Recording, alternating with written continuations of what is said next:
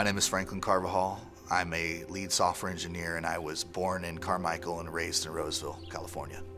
No, I didn't grow up with an easy life. My parents were divorced by the time I was 4, and that created a lot of weird issues.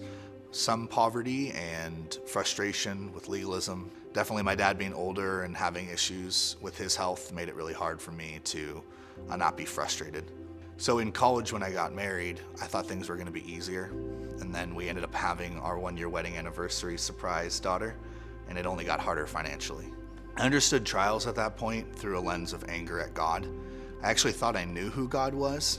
I just didn't like who he was. So I'll never forget when I had an injury and I had surgery and I was laying in bed with my laptop since I was a sole provider trying to provide for my family, and I felt like God had taken everything from me and had not given me a fair shot at life. And so that feeling of frustration against God ended up actually being a breaking point for me. I had been working really hard, transitioned careers, done everything I could to provide for my family and honor the Lord as a husband and father, and then got laid off at a company that I invested myself into greatly. So I felt completely out of control because for the first time since I was 16 years old, I didn't have work as meaning for me. And it was the first time I felt out of control to be able to financially provide for my family. So he took it away from me at the peak of when I had what I thought was best for me. But what it really was him doing what was actually best for me and for my wife and for my kids by taking that job away.